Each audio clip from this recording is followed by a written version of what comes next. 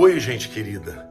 A resposta que eu quero dar para vocês hoje é para a seguinte pergunta: o que é o Evangelho? Bom, a palavra evangelho no grego significa boa notícia. Hoje o evangelho tem um sentido mais amplo e pregar o evangelho significa pregar a mensagem da salvação. E de certa maneira fala de todo o conteúdo, da Bíblia.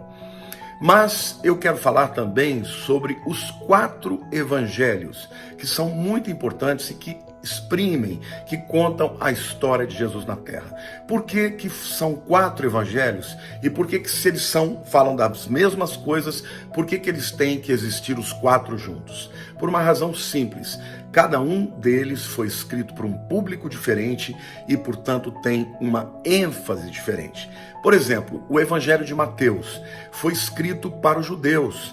E o objetivo desse evangelho é mostrar Jesus como rei esperado, como Mashiach, como Messias esperado. Então, o evangelho de Mateus tem muita ênfase nas profecias que se cumpriram em Jesus.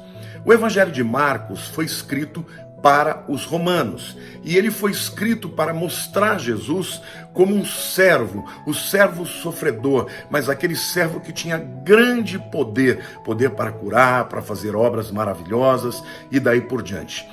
A ênfase de Marcos é o poder de Jesus em curar instantaneamente. Nós vemos vários casos em que depois de Jesus orar por alguém e foi curado instantaneamente. Lucas foi escrito para os gregos e a ênfase foi dar que Jesus era, apesar de ser o Filho de Deus, era também um ser humano de carne e osso. Por uma razão simples: entre os gregos havia uma teoria dos gnósticos que diziam que Deus, que é espírito, jamais poderia tornar-se carne. Então, Lucas escreve aos gregos para provar que sim, Jesus é de fato Filho de Deus e que de fato se transformou em homem. E por último, João foi escrito para provar que Jesus é o próprio Deus, o Verbo encarnado, aquele que estava desde o princípio criando todas as coisas com Deus. A última coisa que eu quero lhes dizer é que o Evangelho de Mateus foi escrito por Mateus.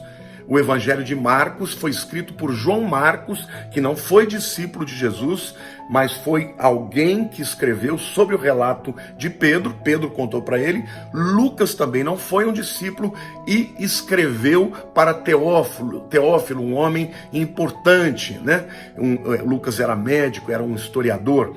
E por último, João.